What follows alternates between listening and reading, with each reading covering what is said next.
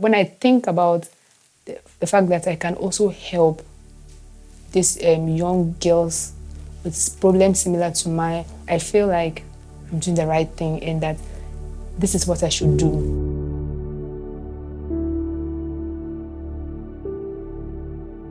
I was 12 years old and I was defiled by my 17-year-old cousin. I went to visit my auntie and my uncle at their house. I usually stay there over the weekends because I'm very close to my cousin. Yeah, and I sleep with her in the same room.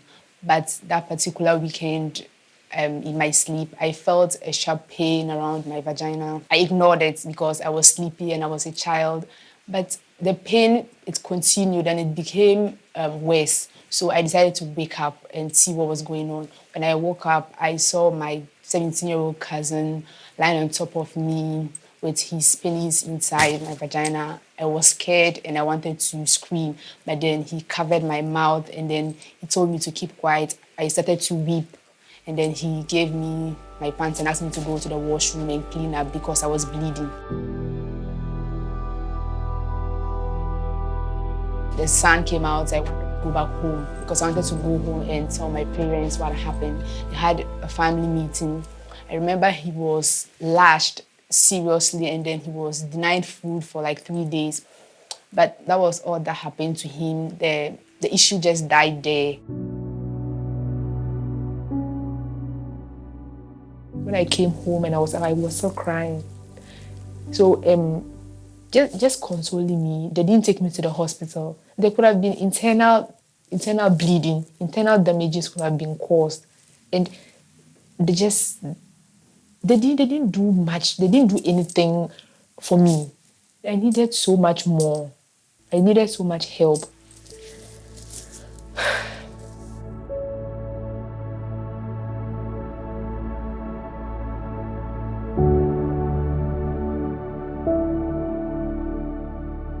Years later, I grew up and that's when I understood what had happened and the trauma it had caused me.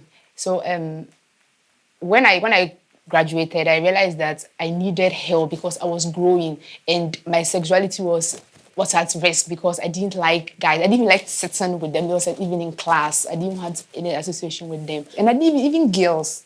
I didn't like to associate myself with people in general. At that time, I viewed myself to be a dirty, disgusting kind of person that had lost her respect and her dignity. I needed to let go of all that burden, all that baggage and that hatred before I'll start to recover. If you are raped, you need so much support and that support first of all needs to come from your family. And so it's like when your family doesn't even help you or doesn't show much concern, you feel less of a human. Everyone needs someone to talk to or someone that will be there for them to help them when they go through these traumatic experiences. And so I think after all the therapy sessions, it's been easier to talk about it. And I started to have contact with the male sex and it helped me a lot. And I'm very grateful to Savannah experiences for what they did to me.